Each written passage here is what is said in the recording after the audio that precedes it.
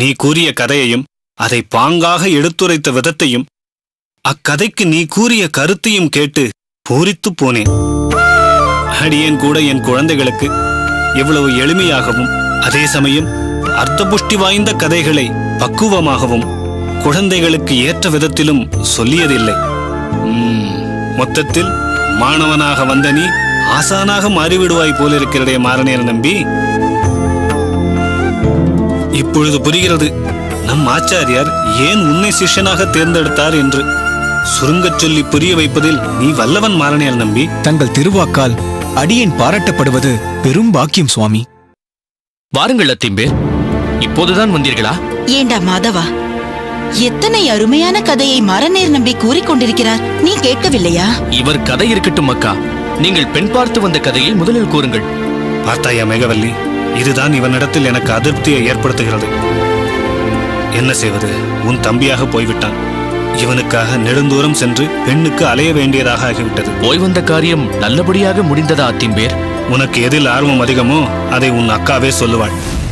மேகவல்லி, நாம் சென்று விட்டு வந்த விஷயத்தை நீயே அவனிடம் சாங்கோபாங்கமாக தெரிவித்து விடு. குழந்தைகளே, உள்ளே வாருங்கள். அப்பா உங்களுக்காக ஒரு பொருளை வாங்கி கொண்டு வந்திருக்கிறேன். வாருங்கள், உள்ளே செல்லலாம். அக்கா, நீ சொல், சென்ற காரியம் என்னவாயிற்று? மாதவா, இந்த வரன் மட்டும் முடிந்ததென்றால் நீ மிகவும் அதிர்ஷ்டக்காரன் என்றுதான் சொல்ல வேண்டும். ஏனக்கா அப்படி சொல்கிறாய்? ஆமாமடா, பெண் வைராட்டிகை மாதிரி ஜொலிக்கிறாள். நல்ல முகலட்சணம், மதுரமாக பாடுகிறாள். அதே சமயத்தில் நல்ல பவ்யமாகவும் இருக்கிறாள். மூக்கும் மொழியுமாக மகாலட்சுமி மாதிரி இருக்கிறாள். நிஜமாக வாக்கா சொல்கிறாய்? எனக்கு பெண்ணை மிகவும் பிடித்திருக்கிறது. அவர் அகத்திலிருந்து இங்கு வந்து உன்னையும் பார்த்து மற்ற விஷயங்களை எல்லாம் பேசலாம் என்று கூறியிருக்கிறார்கள். அதன் பிறகு நீயே பெண்ணை நேரில் பார்க்கலாம். அப்போது தெரியும் நான் நிஜமாக சொன்னேனா இல்லையா என்று. இல்லை அக்கா, நான் உன்னை நம்புகிறேன். மாதவா, பெண் அகத்திலிருந்து வருகிறவர்களுக்கும் உன்னை பற்றிய எதிர்பார்ப்பு இருக்கும். அதற்கு பொருத்தமாக உன்னை மாற்றிக்கொள்.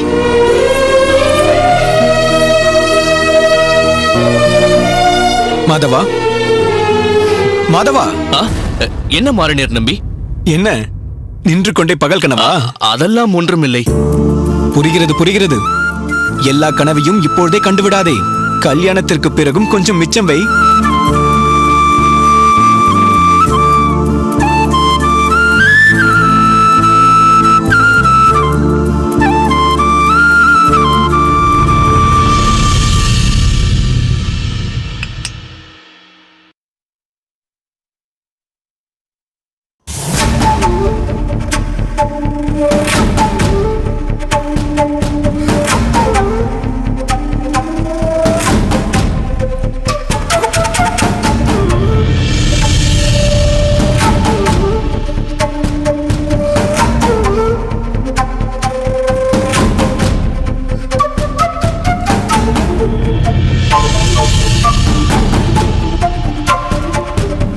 கதிரேசா, தாமு வா, உள்ளே வா தாமு. தாமு உட்கார் தாமு. ஆஹா, என்ன கதிரேசா இது? இது உன் நெற்றிதானா இல்லை வேறு யாருடையதாவதா? உண்மையிலேயே சாமி மேல் பக்தி இருப்பவன் கூட இப்படி இருக்க மாட்டான். உனக்கு எதிரே அவன் நின்றால் அவன்தான் போலி என்று எல்லோருக்கும் தோன்றும்படி இருக்கிறது உன் தோற்றம். சரி சரி, எல்லாம் எப்படி போய்கொண்டிருக்கிறது? நன்றாக போய்கொண்டிருக்கிறது. ஆமாம், உன்னை எங்கே இந்த பக்கம் வெகு நாட்களாக காணோம்? அதுவா, ஒரு வாரம் பரனூரில் என் சித்தப்பா வீட்டிற்கு சென்றிருந்தேன். அதற்கு முன் ஒரு நாள் நானும் சொக்கேசனும் நீ படிக்கும் வகுப்பிற்கு அந்த பக்கமாக வந்திருந்தோம். 5-6 பேர் உட்கார்ந்து கொண்டு ஏதோ பாடிக்கொண்டிருந்தார்கள். தாமு, அதுதான் தமிழ் பாசுரம். ஓ, அதுதானா? என்னவோ வித்தியாசமாக இருந்தது. ஆனால் என்ன இருந்தாலும் நம்மூர் கூத்தில் பாடும் பாட்டு மாதிரி இல்லை. அப்படியா? அது பொழுதுபோக்கிற்காக பாடப்படுவது. அப்பொழுது கேட்க இனிமையாக இருக்கும், உடனே மறந்துவிடும். பாசுரங்கள் எப்பொழுதும் என்றென்றும் இனிக்கக்கூடியவை. சபாஷ் கதிரேசா, இப்படியெல்லாம் பேச கற்றுக்கொண்டு விட்டாயே? இல்லை தாமு, உண்மையைத்தான் சொல்கிறேன். நீ கூட பாசுரங்களை கேட்டுப்பார். உனக்கும் கூட பிடிக்கும். ஐயா போதுமப்பா, எனக்கு எதற்கு இதெல்லாம்? உனக்கு ஒரு ஓலை தேவைப்படுகிறது, அதற்காக மெனக்கெட்டுக் கொண்டிருக்கிறாய். எனக்கு வேலையும் தேவையில்லை, ஓலையும் தேவையில்லை. சரி சரி, நெற்றியில் இட்டிருக்கும் நாமத்தை அழித்துவிட்டு என்னோடு கிளம்பு. கிளம்புவதா? எங்கே? எங்கேயா? என்ன கதிரேசா, கருப்பூர் காளை அடக்க விழா மறந்து விட்டதா?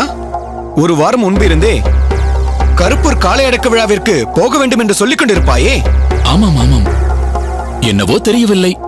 பாசுர வகுப்பிற்கு போவது, கோவில் பணிகள் செய்வது என்று ஆகிவிட்டதில் இது மறந்தே போய்விட்டது. சரி சரி, இப்போதுதான் நான் ஞாபகப்படுத்தி விட்டேனே, நான் வந்ததே அதற்காகத்தான். பாவம், காளை அடக்க விழாவிற்கு போக வேண்டும் என்று துடித்துக் கொண்டிருப்பாயே. போய் முகத்தை நன்றாக அலம்பிக் கொண்டு வா, போகலாம். இல்லை தாமு, இட்ட திருமண் குளிக்கும் போது மட்டும்தான் அழியலாம். அதை கட்டாயமாக துடைப்பதோ அழிப்பதோ சற்றும் சரியில்லை. டேய், என்னடா உனக்கு சொல்லிக் கொடுத்த பாடத்தை எனக்கு சொல்லிக் கொடுக்கிறாய்? அதெல்லாம் வேண்டாம் அப்பா.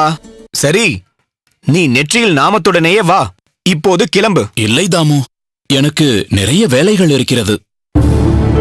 அப்படி என்றால் நான் வேலையற்றவன் என்று இடித்து காட்டுகிறாயா? ஐயோ, நான் அப்படியெல்லாம் சொல்லவில்லை. உண்மையிலேயே எனக்கு கோவில் பணிகள் நிறைய இருக்கிறது. இது தவிரவும் பாசுர வகுப்பும் இன்று இருக்கிறது. எனக்கு காளை அடக்கு விழாவிற்கு போக வேண்டும் என்று தோன்றவில்லை. ஏய், என்னடா ரொம்பவும் யோகியனாகிவிட்டது போல் பேசுகிறாய்?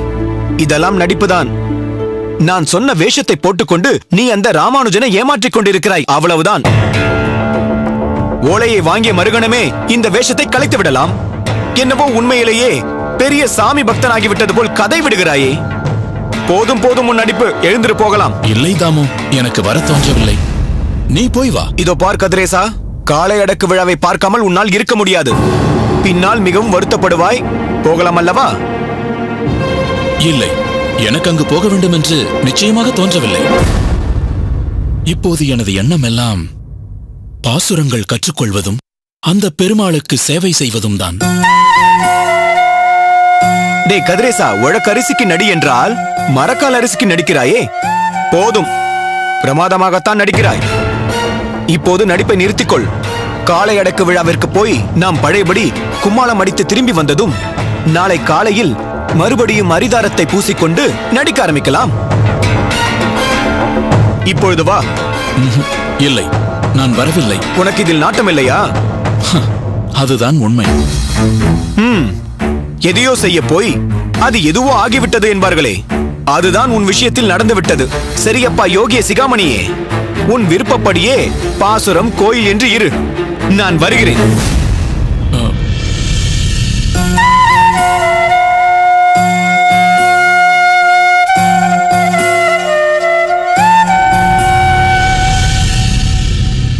பட்டர் சுவாமிகளே, நமது கோயில் தேரை செப்பனிட தஞ்சாவூரிலிருந்து 6 பேரை வரவழைக்க இருக்கிறோம் அல்லவா? ஆமாம், அவர்களுக்கு கூட தகவல் கொடுத்து வரவழைக்க ஏற்பாடு செய்தாகிவிட்டது என்று நேற்று கூட சொன்னீரே. ஆமாம், அவர்கள் இன்று மதியத்திற்குள் வந்து விடுவார்கள். கிட்டத்தட்ட 1 வாரம் வரை அவர்கள் தங்க வேண்டியிருக்கும். செய்து விட்டேன் சுவாமி. அவர்கள் தங்குவதற்கு கூட மணியக்கார தெருவில் ஒரு சிறிய வீட்டை ஏற்பாடு செய்து விட்டேன். செய்து விட்டீரா? சரி சரி, அதை கேட்கத்தான் உம்மை கூப்பிட்டு அனுப்பினேன். ஆமாம், அதற்கு என்ன வாடகை? வாடகையா? அந்த வீட்டு சொந்தக்காரர்களிடம் கேட்டேன். நம்மூர் தேர்ப்பணிக்காக வருகிறார்கள், அதுவும் பெருமாள் கைங்கரியம்தான். வாடகையெல்லாம் ஒன்றும் வேண்டாம் என்று மறுத்துவிட்டார். சரி, அவர்கள் வந்ததும் சொல்லுங்கள். வீட்டை காட்டுவதற்கு என் உதவியாளனை அனுப்பி வைக்கிறேன். நன்றி சுவாமிகளே. எங்கே செய்யாமல் மறந்து விடுவீர்களோ என்றுதான் பயந்து விட்டேன். அதெல்லாம் பயப்படவே வேண்டாம். ஒரு முறை இந்த காதில் ஓதி விட்டீர்களோ போதும், மறக்கவே மாட்டேன். பட்டரே, அங்கே பாருங்கள்.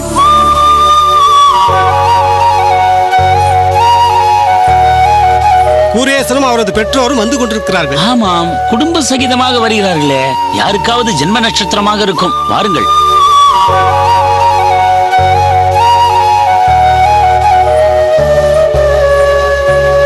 வாருங்கள் வாருங்கள் சுவாமி. நமஸ்காரம். நமஸ்காரம். நமஸ்காரம். தங்களை கொஞ்ச நாட்களாக இந்த பக்கம் காணவில்லையே. பேய் மழை பெய்து பெருவெள்ளத்தை கொண்டு வந்து விட்டது. இப்படி எப்படி போக முடியாமல் ஆகிவிட்டது. எப்படி வர முடியும்? ஆமாம், மழை வெள்ளத்தினால் பாதிக்கப்பட்ட மக்களுக்கு இங்கு தங்குவதற்கு நிறைய உதவிகள் செய்திருக்கிறீர்கள் என்று கேள்விப்பட்டேன். ஆமாம், ஏதோ முடிந்தவரை செய்திருக்கிறோம். அவ்வளவு பேரையும் இரவெல்லாம் கோவிலுக்குள் தங்க வைப்பது சற்று சிரம சாத்தியமான காரியம்தான். ஆனால் அவர்கள் படும் பாட்டை பார்த்தால் நம் சிரமம் எல்லாம் ஒன்றுமே இல்லை என்று தோன்றுகிறது. குழந்தை குட்டிகளுடன் இரவெல்லாம் நின்று கொண்டும் உட்கார்ந்தபடியும் தான் தூங்கியிருக்கிறார்கள். பாவம். இதுவே பெரும்பாடு என்றால் கோயிலுக்குள்ளே வர முடியாத ஜனங்களின் நிலைமையை யோசித்து பாருங்கள்.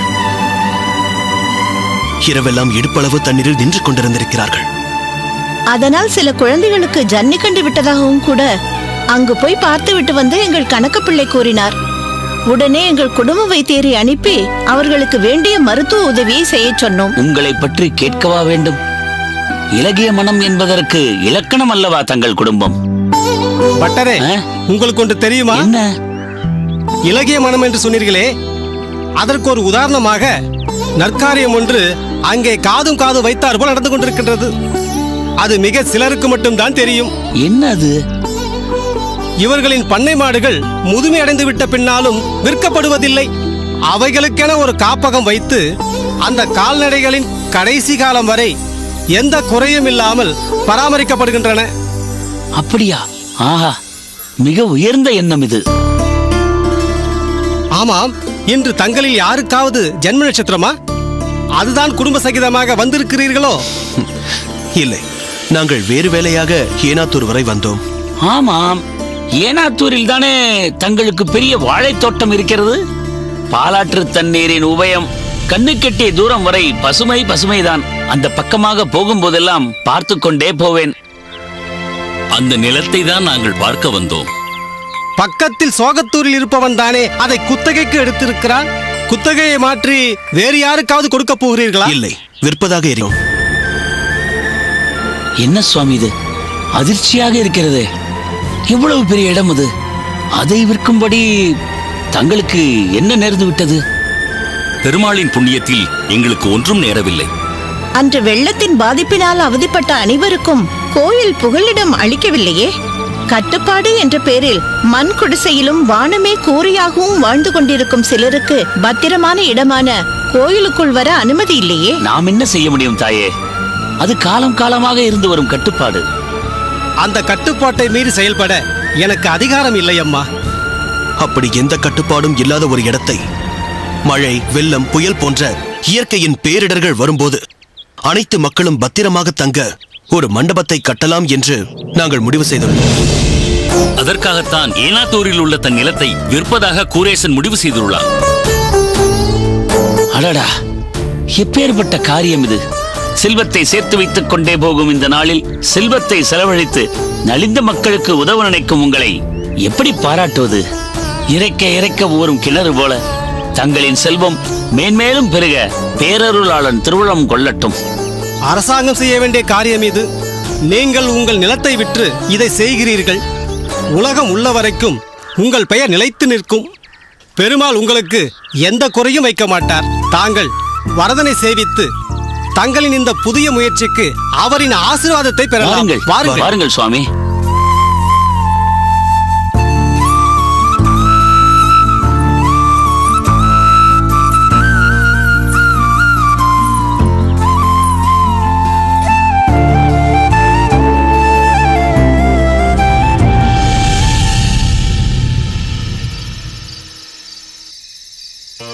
பயனன்றாகிலும் பாங்கல்லராகிலும் செயல் நன்றாக திருத்திப் பணிகொள்வான்.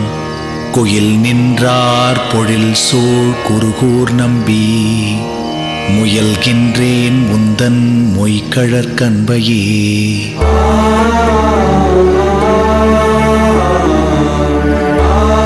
கதிரேசா, அடியேன் இதுவரை சேவித்த பாசுரங்கள் மதுரகவி ஆழ்வாருடையது.